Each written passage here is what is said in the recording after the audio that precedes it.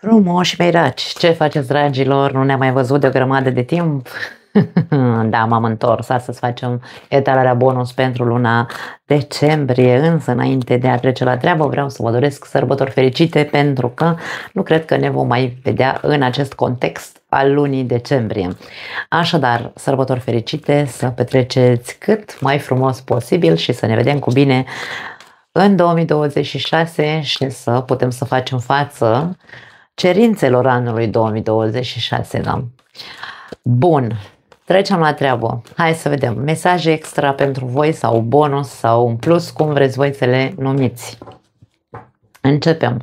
Primul mesaj, împlinire. Poate că e momentul să înveți să te simți împlinit într-un fel sau altul, sau poate că ești împlinit sau te vei simți împlinit în luna decembrie, da?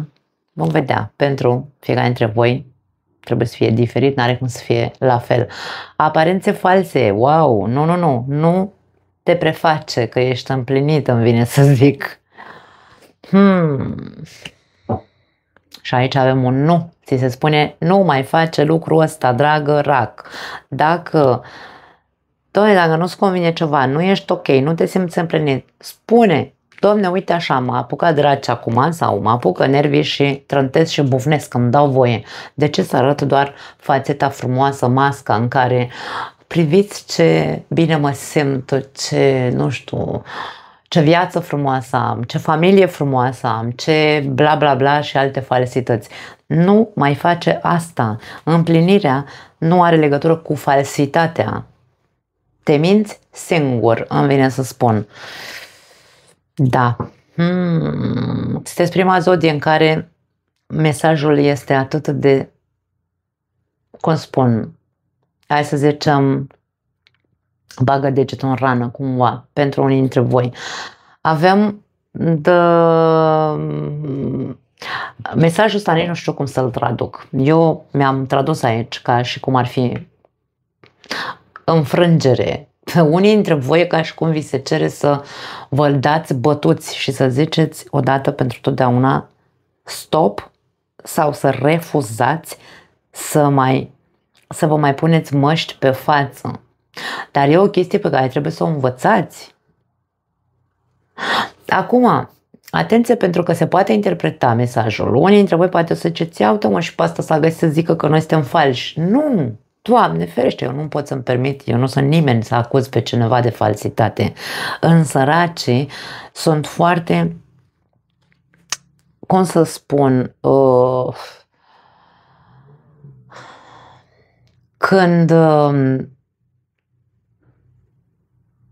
într-un fel sau altul reușesc să fie impenetrabili. Să nu uităm, cartea racului în tarot este cartea, cum se numește, cartea Caleștii, da? Caleașca, care ne arată un prinț acolo care are o carapace, numai prostii spun, o armură, o armură în jurul pieptului, da? Știm cum erau soldații pe vremuri când erau îmbrăcați în armură ca să se protejeze la război, da? Ei bine, racul e capabil să ridice multe armuri sau să se îmbrace în armură emoțională într-atât încât nimeni să nu pătrundă să vadă ce e în sufletul lui, și de-aia pune o față zâmbitoare când el de fapt ar ucide pe cineva dacă ar putea. Așadar, nu interpretați mesajul sau nu-l luați personal, nu e pentru toată lumea, pentru toți racii, însă această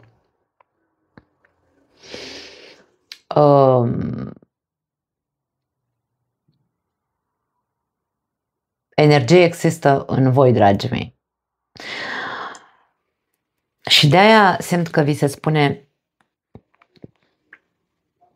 dați-vă bătuți odată sau renunțați, capitulați, da? Renunțați odată la aceste aparențe de care voi știți de ce aveți nevoie de ele și spuneți lucrurilor pe nume și spuneți, nu mă simt împlinit cu viața asta pe care o am, nu mă simt bine să trebuiască să pun un zâmbet fals pe față, Nu mai vreau lucrurile astea în viața mea. Vreau altceva.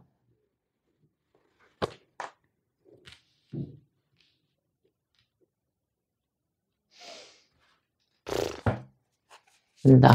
Hai să vedem. Mai departe.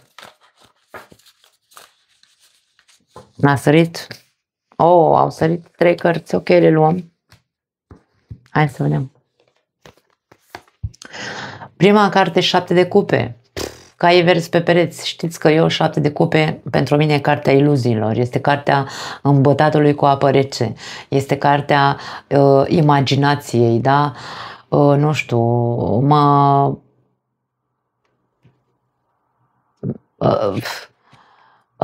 îmi face impresia că este așa, dar nu e așa o chestie, da? Aici e vorba despre o iluzie.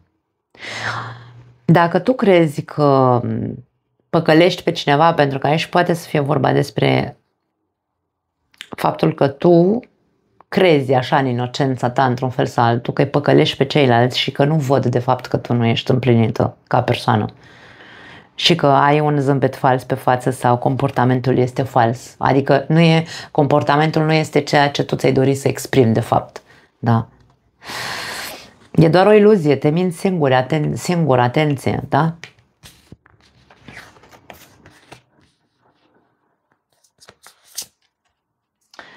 Avem 3 de spade.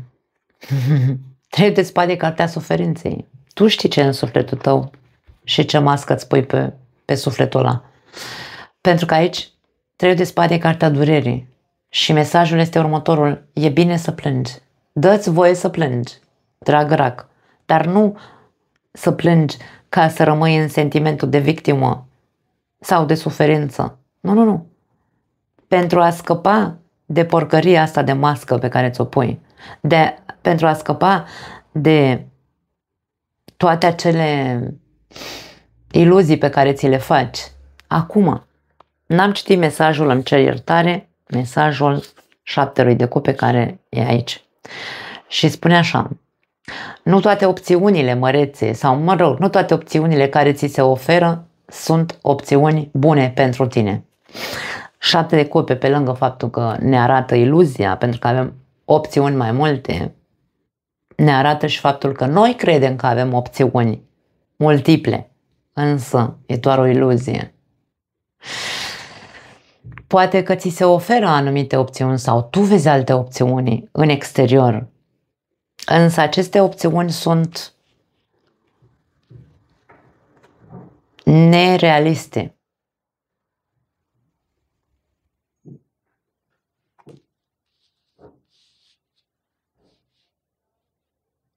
E loc de suferință, îmi vine să spun, pentru unii dintre voi. Nu că e loc, e rost de suferință, pentru că nu vreți să ieșiți dintr-o iluzie. Vă păcăliți, păstrați aparențe, există ceva ce nu e cusut cu oață albă, cumva, da? Ceva nu e ok, dragii mei. Și aici avem temperanța. Renunță la limitările autoimpuse, ți se spune. Temperanța înseamnă vindecare, temperanța înseamnă iertare, temperanța înseamnă într-un fel sau altul compromis, înseamnă cooperare, ca mai mult decât compromis, aș spune. De ce refuzi într-un fel sau altul să scapi de anumite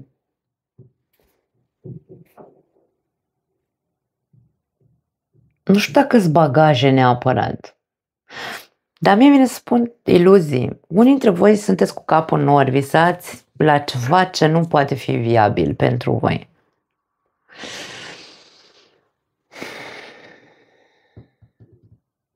Șapte de cupe și 3 de spade este cartea trădătorului împreună.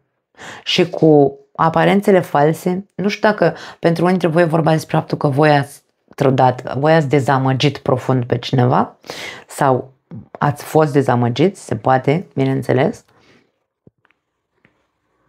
și continuați să păstrați acele aparențe, să nu știe nimeni, să nu se afle adevărul,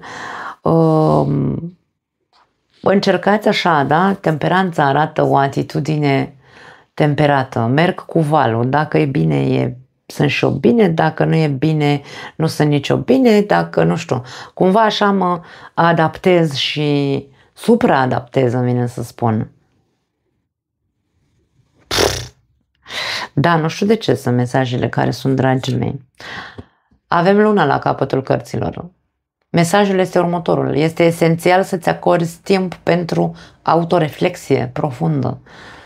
Tu ai nevoie să reflectezi multe lucruri în legătură cu tine, în legătură cu ce s-a întâmplat în viața ta, în legătură cu, ce s-a întâmplat în relația ta, dacă aici vorbim despre o trădare, în legătură cu refuzurile, în legătură cu această supraadaptabilitate, falsitate, mască, suferința, amestecătura asta cu de toate, iluzii, visare, nu știu ce să zic, dragii mei. Aici e vorba despre împlinire. Ce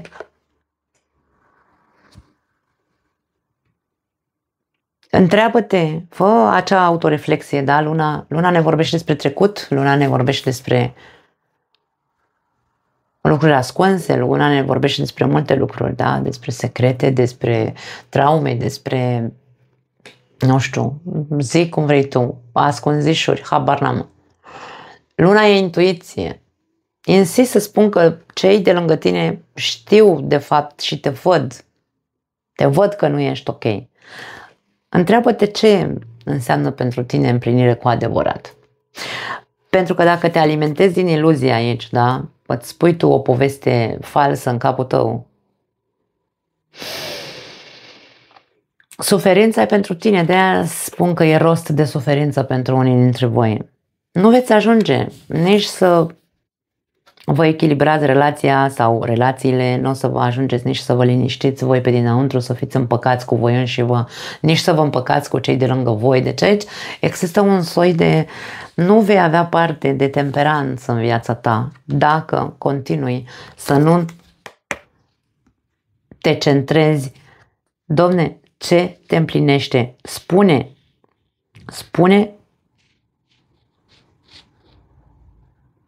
dacă nu te simți împlinit, pune cărțile pe masă, nu mai ascunde nimic, îmi vine să spun. Racul în general nu se exteriorizează, da? E foarte interiorizat el așa. Nu se duce să facă un scandal. Dar asta se numește pasiv-agresiv, drag rac. Îmi pare rău să spun asta pentru unii dintre voi. Pare că atmosfera cam asta e. Așadar, acordă-ți timp pentru autoreflecție.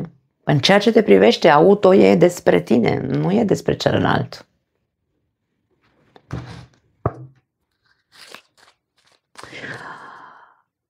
Să te simți împlinit sau să fii împlinit și să fii împăcat cu tine însuți, nu poți. Nu poți să ajungi la împlinire și la împăcare cu tine însuți și cu viața ta atâta timp cât există aceste incoerențe în tine, această mască sau, secrete, ascunzișuri, suferință, iluzii și așa mai departe. N-are cum să existe niciun soi de echilibru.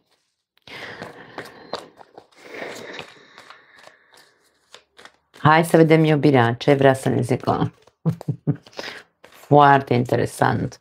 Despre prima zodie în care mesajele sunt foarte dure, așa și, nu știu, țepoase. Avem căsnicie. Pentru unii dintre voi e codependență. Da. Ocupă-te de problemele tale de familie. Eliberează-te. Dragi, voi cei care aveți o relație, voi stați în relația asta păstrând imaginea familiei, dar nu sunteți deloc ok acolo. E ca și cum voi singuri vă impuneți, nu, lasă că o să mă fac bine sau lasă că o să fie bine, lasă că, nu știu, timpul le rezolvă pe toate. Vă faceți iluzii degeaba aici. 7 de cupe. Veți continua să suferiți. Dacă relația voastră în momentul de față se bazează doar pe faptul că sunteți dependenți emoțional sau atașați foarte tare, că sunteți de 20 de ani împreună, aici avem o mare problemă. Ocupați-vă de problemele astea. Ocupați-vă de problemele voastre de cuplu. Mergeți la terapie, faceți ceva ca să vă puteți elibera de atașament sau să vă puteți elibera unul de celălalt în cazul în care aici doar stăm și ne facem, nu știu, trăim în iluzia că timpul le rezolvă pe toate. Mie mi se pare cea mai destructivă frază pe care cineva o poate crede. Da? Timpul nu rezolvă nimic, dragii mei. Nimic. Dacă noi nu facem nimic, timpul nu va schimba nimic.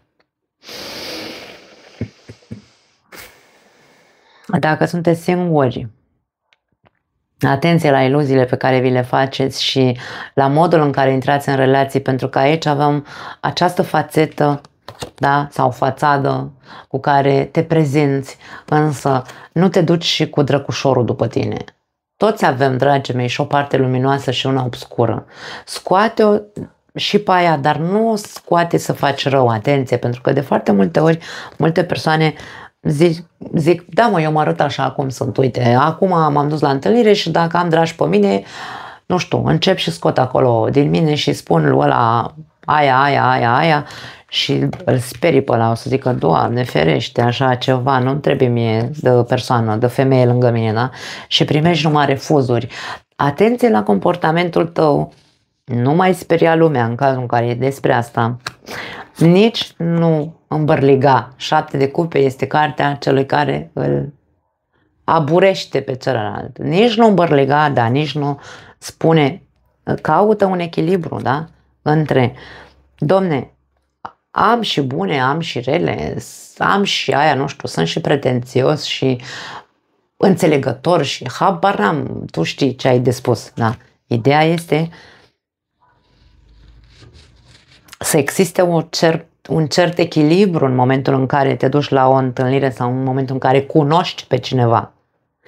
Putem să vorbim aici despre anumite probleme pe care poate tu nu le-ai rezolvate din relații anterioare, îmi vine să zic. Acest mesaj cu ocupă-te de problemele tale de familie spune că viața ta amoroasă se va îmbunătăți când îți vei ierta părinții. Nu știu dacă neapărat pot să pun un mare preț pe acest mesaj. Nu fiecare dintre noi avem de iertat ceva în legătură cu relația părinților noștri. Părinții noștri au avut relațiile pe care le-au avut, au făcut ce au știut ei mai bine în relațiile lor. Nu trebuie neapărat să luăm ca exemplu relația nimănui, dragii mei, pentru că viața noastră e despre noi. În momentul în care eu mă ocup de problemele familiare sau în legătură cu rezolv problemele pe care le am eu în legătură cu o relație. Nu mă duc la mama și la tata să spun, păi eu n-am o relație pentru că n-am văzut o relație sănătoasă la părinții mei. Hai să ne trezim, pentru că viața e despre tine. Nu are legătură mama cu tata cum au petrecut ei relația lor. Tu rezolvă-ți propriile tale probleme pe care le ai sau cu care vii într-o relație, da? Pentru că aici vorbim despre asta. Eliberează-te de... Atenție, cuvântul atașament este atașament egal rac. Îmi pare rău, dragii mei, asta este crucea, între ghilimele, sau hai să o numim, nu cruce că sună urât, esența din voi, una dintre esențele din voi, una dintre energiile din voi. Voi aveți nevoie de atașament, voi sunteți guvernați de lună. Luna înseamnă memoria noastră emoțională, înseamnă zona noastră de confort sau de siguranță emoțională. Așadar, voi reprezentați acest aspect al vieții fiecăruia dintre noi. Nu putem să ne facem că nu vedem că racul reprezintă atașamentul. Însă în momentul în care atașamentul ca esență în tine face sau te face să suferi și să te, într-un fel sau altul, te obligă să-ți pui anumite măști în relația în care nu te simți împlinit și ajungi să suferi pentru că stai doar din atașament, este o problemă pe care trebuie să o rezolvi. De-aia spun, ocupă-te de problemele pe care le ai tu în relațiile tale, nu în alte problemele altora, da. Nu știu dacă e vorba despre o despărțire aici, nu aș spune neapărat, e vorba despre o eliberare. Eliberare poate fi despărțire, însă eliberare poate fi purificare, mă curăț, da? Mă curăț. Aici, mesajul, sub mesajul, să spunem așa, este momentul să preiei controlul asupra vieții tale. Tu știi ce faci cu acest mesaj. Insist, nu contează dacă sunteți sau nu într-o relație, ideea este că această situație implică o căsnicie, ori voi sunteți o altă opțiune pentru altcineva sau ați fost întotdeauna opțiune, nu ați fost o, cum se zice,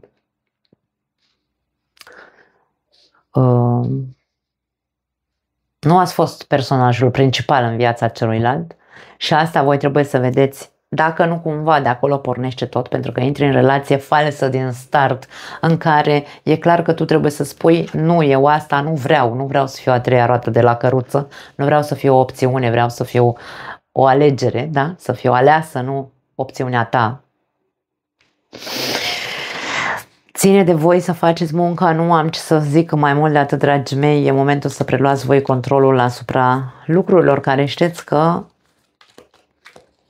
nu funcționează bine în viața voastră, în legătură cu partea amoroasă, da? Autoreflecție profundă. Hai să vedem ce alte mesaje mai avem. Avem am văzut aici The Shark, avem rechinii, dragii mei, putere și supraviețuire. Vei supraviețui. Vei deveni mai puternic, îmi vine să spun, după ce îți vei rezolva această problemă sau după ce te vei elibera, da? Vei supraviețui, stai liniștit că nu o să mori. Și dacă ar fi să vorbim despre o despărțire, pentru că aici e vorba despre atașament, nu vei muri, stai liniștit. Avem leul, un alt animal puternic aici, poate ai de-a face cu un leu. Da, unii dintre voi poate aveți de-a face cu un leu sau, mă rog, ascendent leu, nu contează. Avem forță și succes. Păi e nevoie de putere. În primul rând, avem nevoie de puterea recunoașterii sau e nevoie de putere să recunoaștem, mai bine zis, că trăim o viață falsă și acceptăm să trăim acea viață falsă și suferim în această viață pentru că ascundem ceea ce n-ar trebui de fapt să ascundem. Foarte multă lume suferă din cauza că stă în relații pe degeaba sau în relații care nu duc nicăieri. Foarte multă lume suferă și nu înțeleg de ce trebuie să se sufere. Chiar nu înțeleg de ce ne complicăm viața atât de tare unii dintre noi. Și avem delfinii, deci avem de două ori pești, poate unii dintre voi aveți de-a face cu un leu, alții cu un pește, nu știu, poate să fie. Avem bucurie și cooperare. Cooperare, temperanța și ea cooperare, am zis mai devreme. Într-o relație suntem doi. Dacă nu conștientizăm că relația trebuie să fie, că relația în primul rând se bazează pe sinceritate și respect. Dacă voi ați fost a treia roată la căruță sau celălalt, nu contează, l-ați făcut să fie a treia roată la căruță, e ca și cum nu, nici tu nu te-ai lăsat decât să fie o opțiune și pe celălalt îl vezi doar ca pe o opțiune, nu ca pe o alegere. Și e crunt, dragii mei, trebuie să ne trezim și să ne dăm seama că nu e bine așa pentru noi, pentru că aici e suferință multă, da? Deci, cooperare înseamnă două persoane implicate într-o singură relație. Nu putem să ne dăm cap în cap, aici avem leul și avem rechinii, aici e ca și cum supraviețuiește cine poate în relația asta, ne aruncăm oale în cap, facem, nu știu dacă neapărat scandaluri, însă aici e vorba despre ego, poate fi foarte mare, lupte de putere, avem putere în două cărți, da? Pot fi lupte de putere pentru unii dintre voi sau poate fi orgoliu foarte mare, da? Într-o relație se cooperează și atât, dragii mei. Și cu bucurie, da? Că avem cuvântul bucurie, cu bucurie ne rezolvăm toate problemele pe care le avem. Dacă nu avem ce să căutăm în relația aia. Eu, cel puțin, sunt atât de radicală sau așa de radicală când e vorba despre relații. Pentru că în relații nu e despre a-mi pune zâmbetul pe față ca să vadă lumea, vai Doamne, ce relație minunată am eu, sau a pune zâmbetul pe față să mă vadă partenerul meu că eu sunt fericită, dar de fapt să-mi vai mama mea lângă el. Nu e despre asta, din punctul meu de vedere. Este albă sau neagră în relații pentru mine. Ori ne iubim și contribuim amândoi și facem ca relația să funcționeze, ori nu avem de ce să ne chinuim. Pentru mine înseamnă chinuială, da? Așadar, nu pot să zic altceva. Avem pe pești la capătul cărților, se insistă aici pe pești, e posibil pentru alții dintre voi. Vorbim despre noroc și abundență. Adică, dacă sunteți singuri, stați liniștiți că are balta pește. Stați liniștiți, însă rezolvați-vă problemele astea de atașament pe care le aveți. Într-un fel de sau altul trebuie să vă ocupați de voi, să vă rezolvați anumite probleme emoționale. Însă pentru cei care aveți o relație, această abundență, da, și această are balta pește, poate fi vorba despre există posibilitatea să vă eliberați și să vă curățați de toate măștile, vine să spun, dar bineînțeles că dacă nu se dorește, nu se va face. Eu nu pot să spun altceva.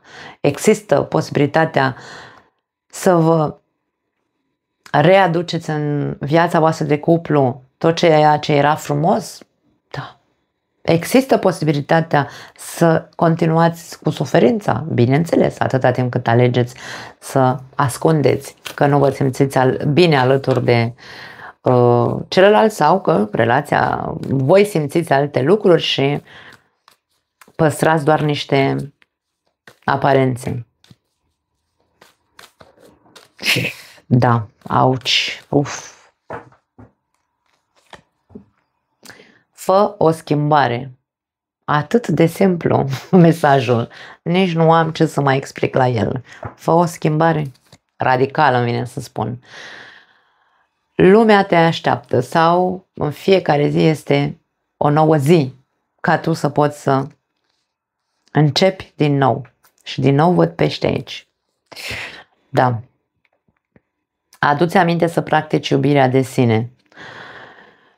Da, iubirea de sine, eu mereu am spus, are legătură cu ce preț punem pe noi, dragii mei. Dacă noi nu ne valorăm și stăm și ne ascundem după deget și ne prefacem că trăim o viață, na, ce să zic? Fiecare alege să trăiască cum vrea. Eu nu pot să spun altceva. Înconjoară-te de iubire. Dar atenție, pentru că înconjoară-te de iubire are aici un skepsis, îmi vine mie să zic. Dacă pentru tine iubirea înseamnă persoanele de care ești atașat, adică, nu știu, prietenii tăi, familia ta, copiii tăi, chiar dacă tu nu ești împlinit în relația asta, ca să ne înțelegem, nu te simți confortabil. Însă rămâi în continuare în relația asta doar pentru că există acest atașament sau aoleu, cum să-mi las eu familia, chiar dacă nu mă simt împlinit. Aici vorbim despre skepsisul este înconjoară-te de iubire reală. Fii și tu, da? Cum spun, conștient dacă persoanele de lângă tine sunt într-adevăr, există într-adevăr ceva mai mult între voi decât atașament sau obișnuință sau numește-le cum vrei tu. Persoanele de lângă tine se simt împlinite lângă tine? Uite, întrebare întrebătoare.